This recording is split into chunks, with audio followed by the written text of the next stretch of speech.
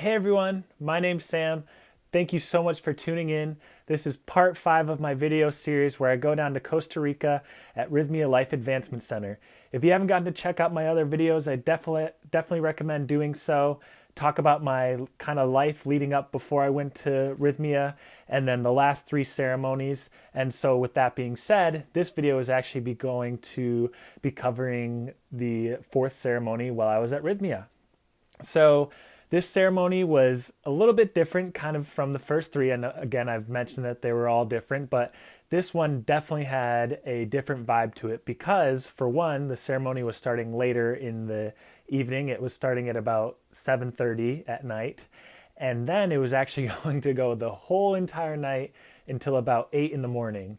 And not only that, but there was actually a new shaman. His name is Mitra. And the cool thing about Mitra is he actually studies under Taito Juanito, who is from a long lineage of Colombian shamans. And the other cool thing about Mitra and this tribe is that they actually drink this different brew. I believe it's an ayahuasca plant medicine, but anyways, they call it yahe. And so yahe is a little bit different. It felt kind of more of masculine, confronting energy, and also a purgatory. So, so that was fun. So this ceremony was much different, having Mitra from this Colombian tribe, as well as a lot more helpers than normally, and they actually had live music that they were playing. So that was an amazing experience. Some really beautiful souls playing some amazing music throughout the night. And so kind of this ceremony started and I took my first drink, and yahe it's different from what we were drinking. It's a little bit thicker. It does not go down very smoothly. So, yeah, I was, let's just say, not having the best time after my first drink. It was funny too because I remember kind of wandering around out of my bed, and maybe I had to use the bathroom or something. And I just remember being like, why am I even doing this? Why am I here? Like, I was questioning everything, like, that had been happening. Like, I just didn't feel good. I kind of felt uncomfortable and just nauseous the whole time. And it was just like, why am I doing this? What is the purpose of even being here? Which is so funny because, of course, in all the previous ceremonies, if you've tuned in, you've heard all the amazing healing and insights and revelations that I've received. So it's like, it must have just been the ego mind kind of taking over, like, this is stupid. Why did I drink this? And so it's just totally comical, listening, just recalling that I was feeling that way during that time. So then eventually I made it back to my bed, and I was just not feeling well. And so for the second time of the 4 ceremonies, I did end up purging.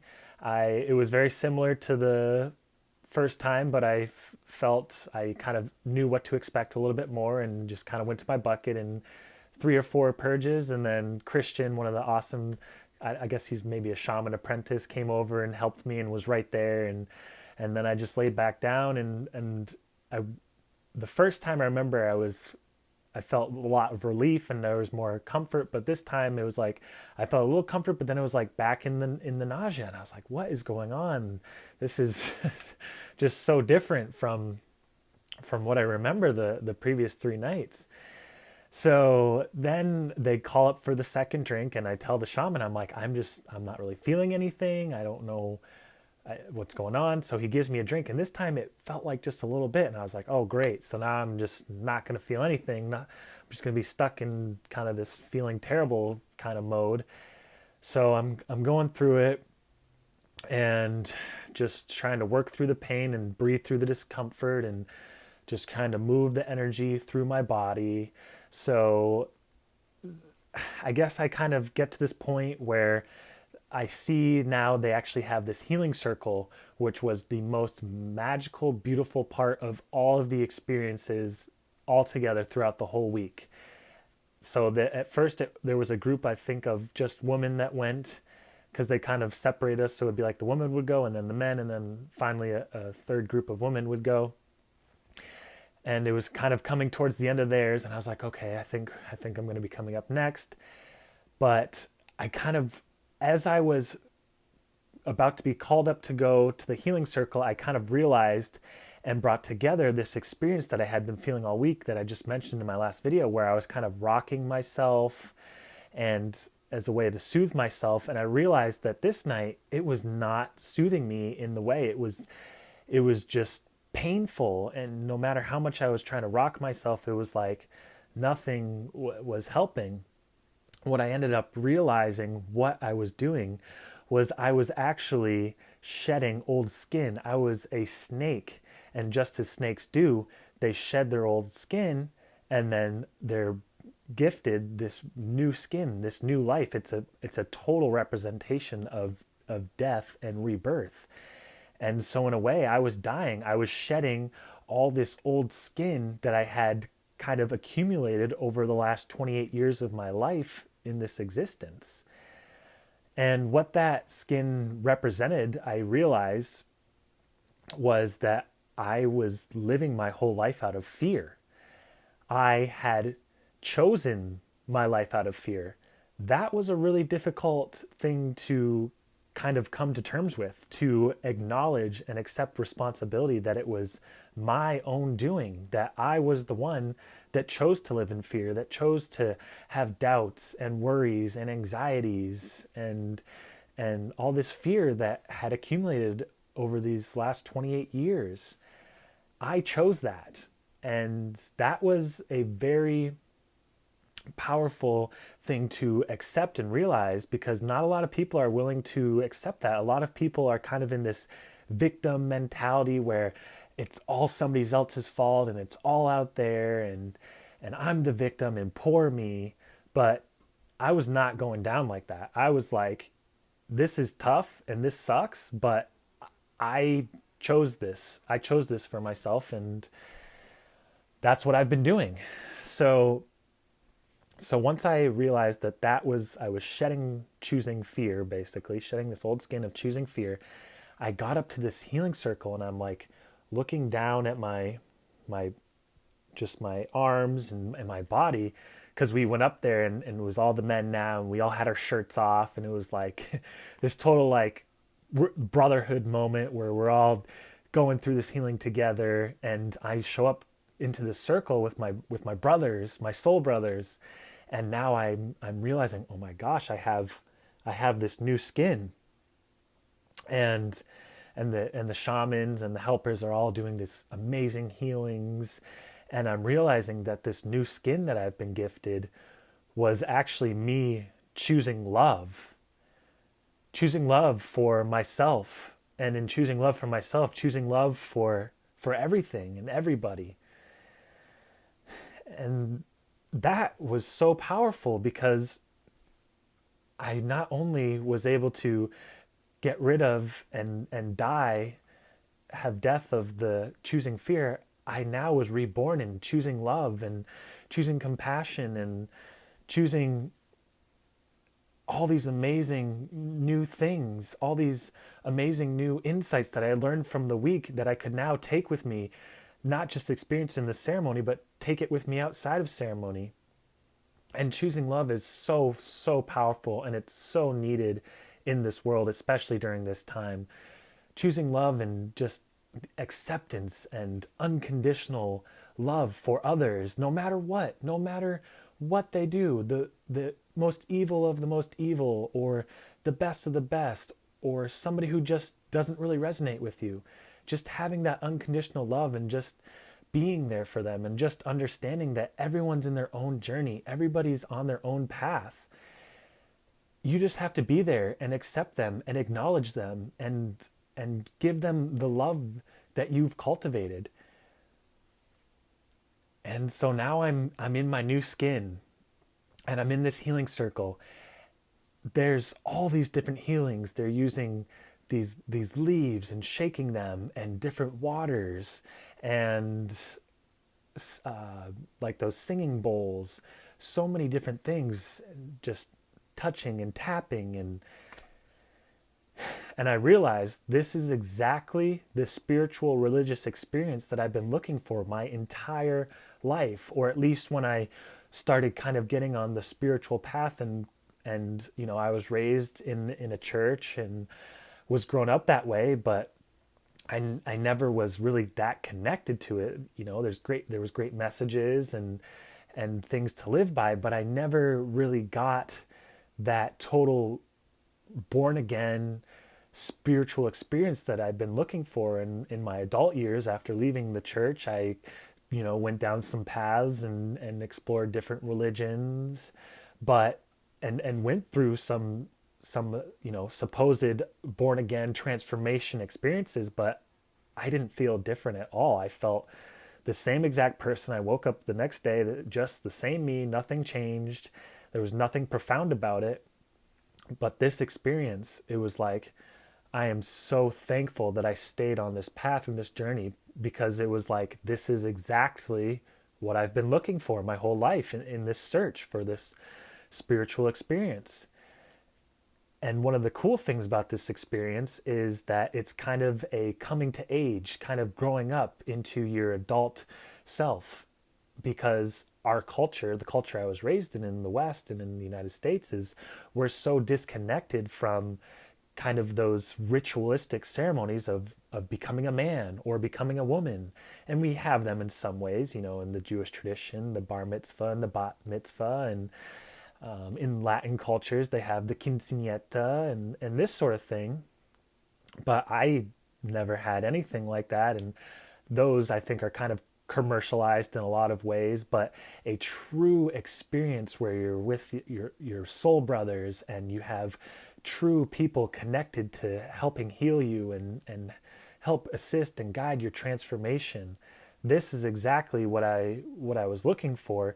And this is the experience that all these Native Americans and ancient traditions have been practicing over the years. They knew that we need to transition and grow from child to adult, and in a lot of ways I have, but it's more of an inner kind of awakening and becoming a man. And so I got to experience that. That's really powerful. That's exactly what needs to happen. You need some sort of way to differentiate and tell that now you're in a man, and now you take charge and lead, because and other things that men do, such as protectors or providers. But in our culture, it's like, how I was raised, it's like, well, here you go, we're gonna, in high school, it's like, we'll drink alcohol and we'll party and be one of the guys. But it's like, no, that's just so shallow. And so I was missing that. I was missing that from these ancient traditions and cultures. So that had happened, and again, this is exactly what I've been looking for all together. Then one of the more powerful experiences that happened during this, all this is happening in this healing circle.